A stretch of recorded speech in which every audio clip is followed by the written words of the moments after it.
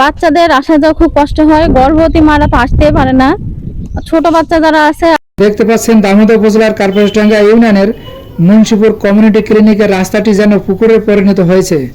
এখানে সেবা নিতে আসা রোগীদের ভোগান্তির শেষ নেই। পানি পার হয়ে গর্ভবতী মা সহ ছোট ছোট বাচ্চাদের যেন কষ্টের শেষ নেই। যাচ্ছে বাচ্চার সর্দির ওষুধ আনতে। কি হয় আপনার? নাতনি। তো অসুস্থ, এই জন্য ওষুধ নিয়ে আসতে যাচ্ছেন। জি। তো আপনি এখান দিয়ে এখন কিভাবে যাবেন? এই যে পানি পার হয়ে যেতে হবে। আপনার সমস্যা কত বছর, এই পানির সমস্যা? অনেক দিন থেকে হয়েছে।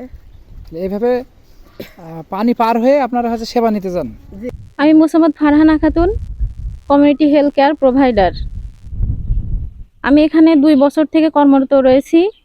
এখানে যে প্রধান সড়ক আর কি হয় এই হাসপাতালে আসার, এটা 2 বছর থেকেই চলাচলের অযোগ্য। আর আমার ঊর্ধ্বতন কর্তৃপক্ষের কাছে আকুল আবেদন যেন এটা সবাই মানবিক দৃষ্টিতে দেখে আর দ্রুত যেন এটা সমাধান হয় আর কি। রোগীদের আসা যাওয়ায় খুবই কষ্ট হয়, বাচ্চাদের আসা যাওয়া খুব কষ্ট হয়, গর্ভবতী মারা তো আসতেই পারে না, ছোট বাচ্চা যারা আছে। আবার টিকা দেওয়া, এখানে যে EFPI হয় এখানে ওনারা আসতে পারেন না, ওনাদের এই পাশের বাড়িতে কার্যক্রম চালাতে হয়। কি নাম আপনার? মনি কোথায় বাড়ি? মনসুর ও, আজ এই কাতার মধ্যে দাঁড়া কিনা। ও, এটা দীর্ঘদিনের সমস্যা। হ্যাঁ